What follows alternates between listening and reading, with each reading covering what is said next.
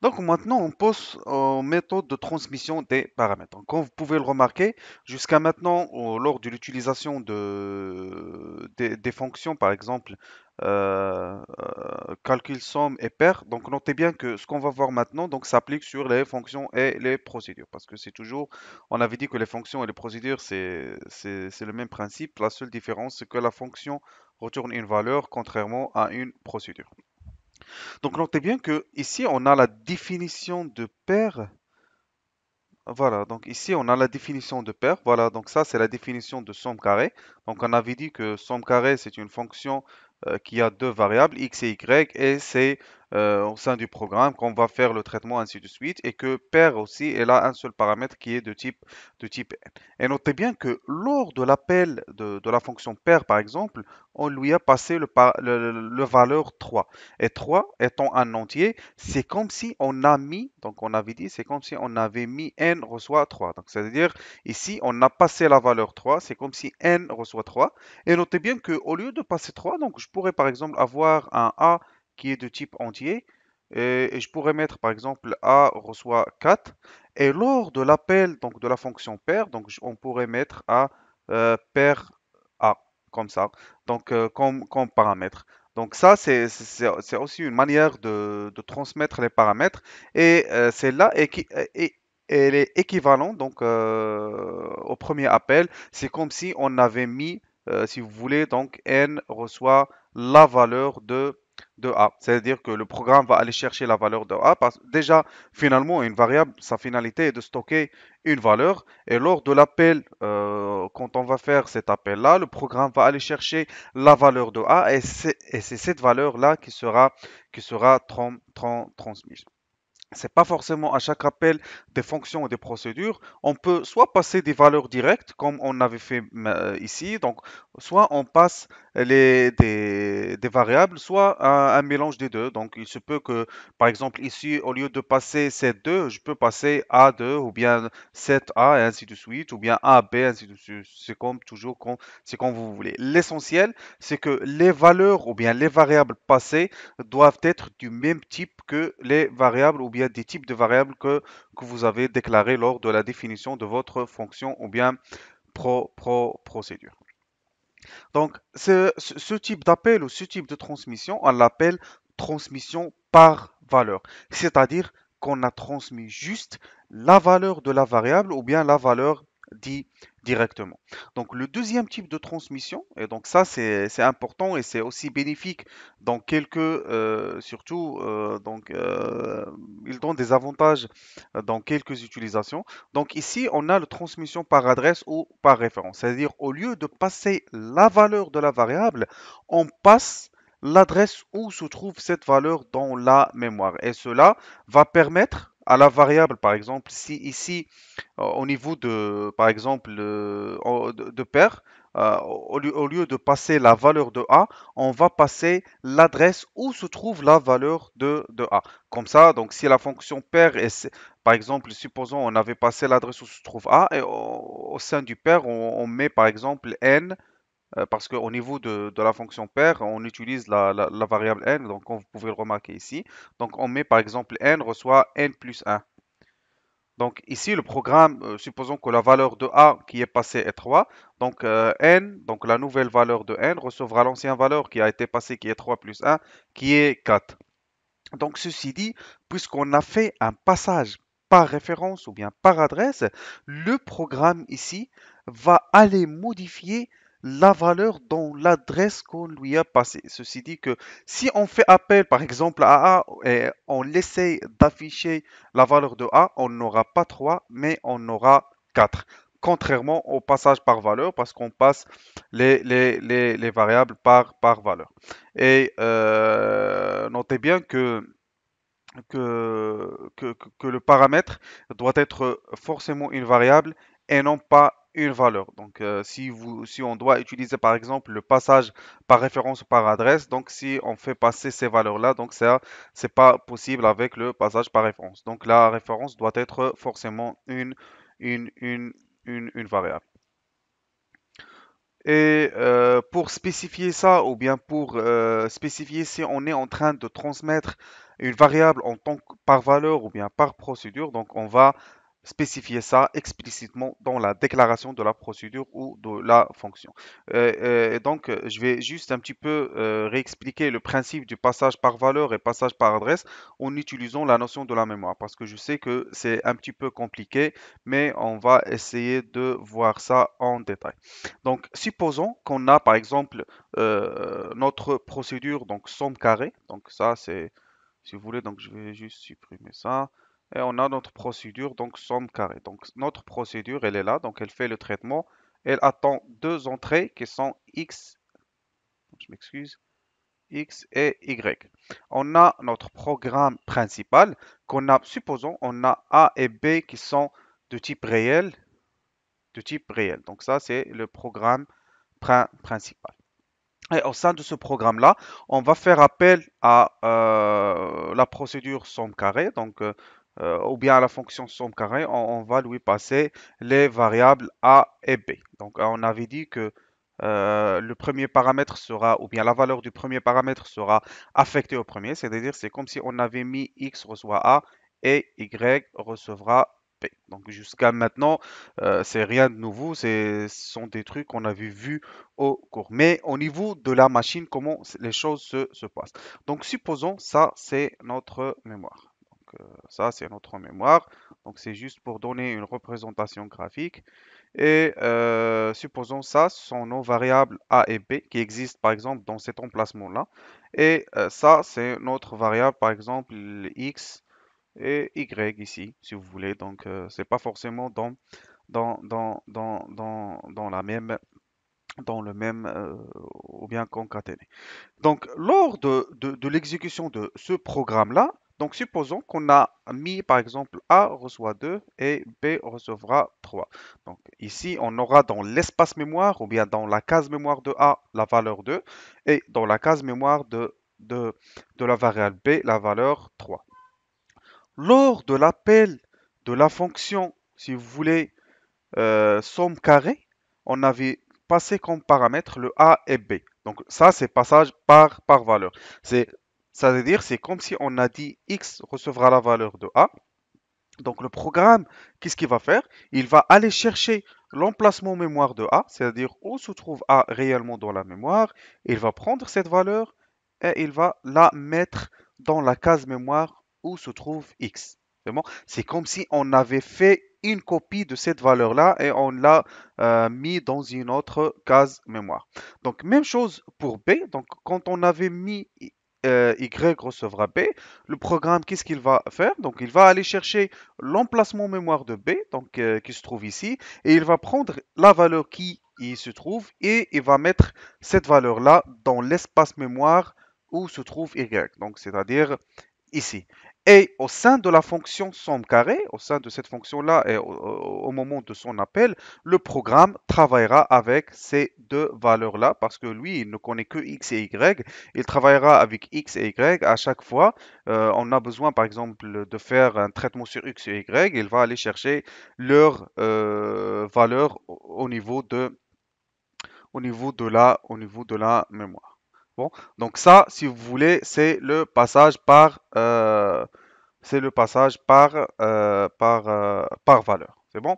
Donc maintenant, on va un petit peu expliquer le passage par adresse. Donc le passage par adresse, c'est, on va supposer qu'on est toujours dans le même principe. On a la fonction somme carrée, le programme principal, et dans le programme principal, on a les deux variables. Par la suite, on affecte des valeurs ou bien on demande à l'utilisateur de saisir des valeurs pour ces deux variables-là. Et par la suite, on fait appel à la fonction somme carrée et on lui passe ces deux variables-là, A et B. Donc, on va un petit peu simuler notre mémoire. Donc, supposons que c'est ça, notre mémoire. Donc, ça, c'est, si vous voulez, ce sont les octets, ainsi de suite, ou bien les mots mémoire. Supposons ici, on a 100, l'adresse 100. Donc, au niveau de ça, ici, par exemple, l'adresse de 100. Ça, si vous voulez, c'est 250, si vous voulez, et ça, c'est 300. C'est bon? Au niveau de la réservation, par exemple, au niveau de la réservation des variables, A se trouve dans l'adresse 100 et B dans l'adresse 300. Et concernant les variables X et Y, par exemple, Y se trouve dans l'adresse de 100 et X se trouvent dans l'adresse 250. Donc, lors de l'exécution du premier programme, on a A qui reçoit 2, donc on va mettre 2 ici, et 3 pour B. Et lors de l'appel de la fonction somme carrée, donc le passage ici se fait par adresse, par référence. C'est-à-dire on ne va pas passer les valeurs, mais on va passer les références. Donc X recevra, si vous voulez, donc non pas la valeur de A, mais plutôt l'adresse de A. C'est-à-dire que X, au lieu de stocker la variable 2, parce qu'on avait dit que puisque le passage ici est par référence, on va aller chercher la case mémoire où se trouve A, donc qui a l'adresse 100, et au lieu que X stocke la valeur 2, donc puisque c'est la valeur qui se trouve au niveau de la mémoire, il va stocker la valeur 100. Et 100, elle constitue l'adresse de l'emplacement mémoire où se trouve A. C'est comme si on sait où se trouve A réellement dans la mémoire. Même chose pour le Y, donc puisque Y ici on a passage par référence, c'est-à-dire que Y ne va pas stocker la valeur de B, mais va stocker l'adresse où se trouve B réellement dans la mémoire, c'est-à-dire il stockera la valeur 300. C'est bon? Donc supposons donc que dans la fonction somme carrée, on fait par exemple x reçoit par exemple x plus 1. C'est bon? Donc, pardon, donc je sais pas, ça change de couleur. Donc je vais mettre donc x reçoit x plus 1, c'est-à-dire, donc le programme, qu'est-ce qu'il va faire? Donc il va se dire, voilà x, donc on a la variable x, qu'est-ce qu'elle va, ou bien la nouvelle valeur de x, recevra l'ancienne valeur de x, et le programme, il sait toujours que maintenant il s'agit des variables de type référence, ou bien le passage s'est fait par référence. Il va aller à l'emplacement mémoire de x, il sait que x, elle stocke une référence et non pas une valeur, il dit voilà, donc je vais aller à l'adresse 100, puisque lui, il stocke une adresse. Donc, je vais aller à l'adresse 100 et je vais prendre cette valeur-là, donc qui est le 2. Je vais lui ajouter 1, donc 2 plus 1, c'est 3. Et le tout, je vais le mettre dans X. C'est-à-dire que il ne va pas modifier la valeur 100 qui se trouve ici, donc c'est-à-dire écraser 100 et mettre 3. Donc, ce n'est pas ce qui va se passer, mais puisque X est de type référence, ou bien le passage s'est fait par référence, il va se dire, je vais toujours aller à l'adresse 100, supprimer cette valeur et la modifier avec la nouvelle valeur. C'est bon, d'où l'utilité du passage par référence. Parce que nous, on avait dit que euh, pour les variables, donc supposons qu'on a la fonction somme produit et le programme principal. Donc ici, c'est somme carré plutôt. Donc si j'ai, je m'excuse, donc c'était ça.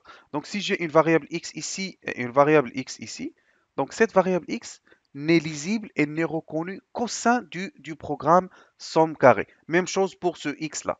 Et supposons que, par exemple, j'ai une troisième fonction, par exemple paire, et que j'essaie de faire appel à ce x-là ou bien de ce x-là, on aura une erreur parce que ce x-là n'est connu que dans le programme principal, c'est-à-dire début algorithme et fin algorithme. Et ce x-là n'est connu que dans début fonction, par exemple somme carré, et fin fonction somme carré, ou bien dans tout le bloc où on avait défini, par exemple, la fonction. Donc, il n'est connu que depuis...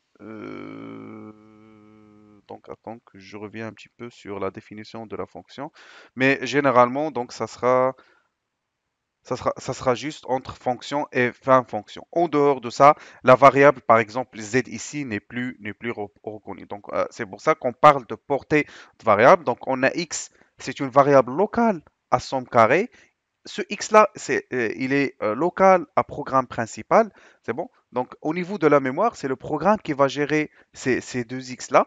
Donc, il va dire que dans pp, donc, ou bien le programme principal, la variable x se trouve par exemple dans l'adresse 100, et pour somme carré, la variable x se trouve dans 200. C'est lui qui gère ça, c'est lui qui permet de, de faire la différence.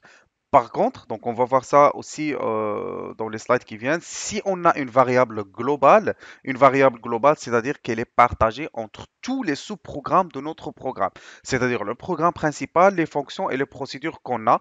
Donc si on a une variable x qui est déclarée comme globale, cette variable x-là sera partagée par la fonction somme carrée, par la fonction pair si vous voulez, par la fonction par exemple f1 et par le programme principal. Donc ceci dit que on ne peut pas déclarer une variable locale ici ayant le nom X. Parce que là, ça va être confondu, parce que X maintenant, elle est globale, elle est lisible par tous les sous-programmes de notre programme, et du coup, ça va être, ou bien ça va générer une erreur. Donc j'espère que vous avez pu un petit peu assimiler la notion du passage par valeur et passage par référence.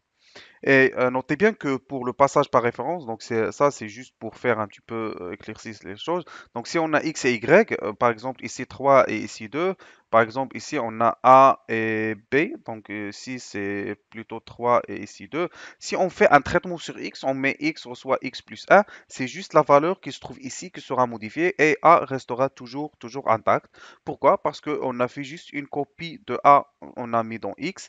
Par contre, dans le passage par référence, X ne recevra pas la valeur de A, mais recevra l'adresse mémoire où se trouve A. C'est-à-dire n'importe quel traitement qu'on va faire sur X, X fera, ou bien c'est le programme qui va se charger de faire un petit peu la liaison.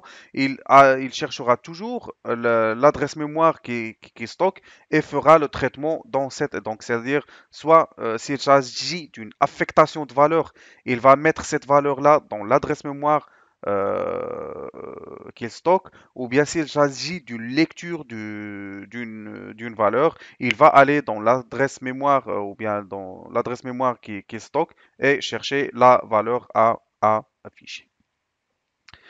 Et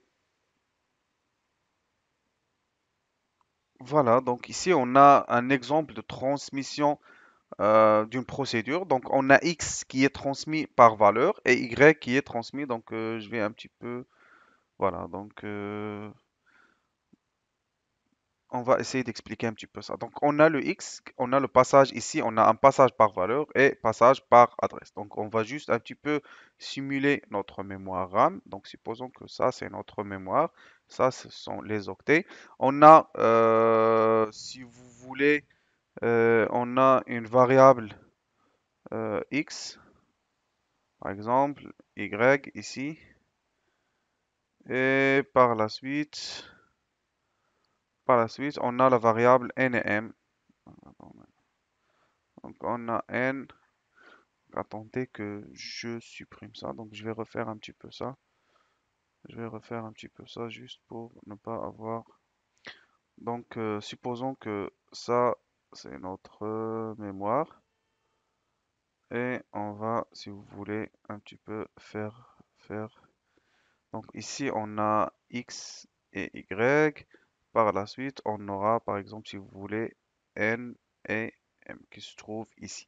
Donc supposons que x se trouve par exemple ici, donc ça va être l'adresse 10. Y, par exemple, c'est l'adresse 30. Si vous voulez, N qui se trouve ici, c'est 20. Ou plutôt ici, donc c'est 20 pour M. Et M, si vous voulez, donc c'est 40. Donc, dans un premier temps, qu'est-ce qu'on avait fait? Donc, on a juste cette procédure-là, ou bien la procédure, donc on l'a définie, et dans le programme principal, on va faire à cette procédure-là. Mais généralement, le code ne sera exécuté qu'une fois on a appelé la procédure. Donc, on a deux variables n et m qui sont de type entier. Donc, dans la variable n, on avait mis 3. Et dans M, on avait mis 3. Donc, c'est à peu près la même valeur dans les deux variables. Et par la suite, on a fait appel à la fonction incrémentée nm. Donc, ici, donc, on avait dit que nm, c'est-à-dire c'est comme si x recevra n et y recevra m. Et puisque le premier passage ici, donc c'est par valeur, le programme, qu'est-ce qu'il va faire? Donc, il va aller chercher l'adresse où se trouve M, ou bien l'emplacement mémoire de N. Donc c'est ici, il va prendre cette valeur-là et il va la mettre dans X. C'est bon? Et puisque le Y, c'est une variable qui reçoit une adresse, c'est-à-dire parce que ici on a passage par adresse, il va aller chercher l'emplacement mémoire où se trouve M. Donc le M se trouve dans l'emplacement mémoire 40 et il va mettre ici K 40 au lieu de 3 parce que ici on a passage par référence. Et notez bien que ici, donc le traitement qu'on fait ici, on a x reçoit x plus 1. Donc normalement, donc, la valeur de x c'est 3. et 3 plus 1, donc la nouvelle valeur de x recevra l'ancienne valeur qui est 3, plus 1 ça va faire 4, donc on va écraser l'ancienne valeur et par la suite la remplacer par la nouvelle qui a été calculée qui est 4. C'est bon? Par contre, pour y, on a y recevra y plus 1, c'est-à-dire la nouvelle valeur de y recevra l'ancienne valeur de y plus 1. Donc le programme, qu'est-ce qu'il va faire? Donc il ira à la case mémoire où se trouve y, il sait que y c'est une variable qui reçoit les adresses d'autres variables, donc il ira chercher l'adresse qu'il stocke et par la suite il ira chercher cette adresse dans la mémoire et il va trouver que c'est cette case-là et qu'est-ce qu'il va mettre? Il va se dire que dans la case mémoire 40, tu vas mettre l'ancienne valeur, ou bien tu vas mettre la valeur qui se trouve maintenant, donc qui est 3, et tu vas l'augmenter par 1. C'est-à-dire qu'on va ici supprimer le 3, et on aura 3 plus 1 qui est à 4. Donc notez bien que la valeur de x, c'est-à-dire la valeur de n, n'a pas changé. Par contre, la valeur de m a changé. Parce que m, on a le m et le y, tous les deux, ils pointent sur la même adresse mémoire. C'est bon?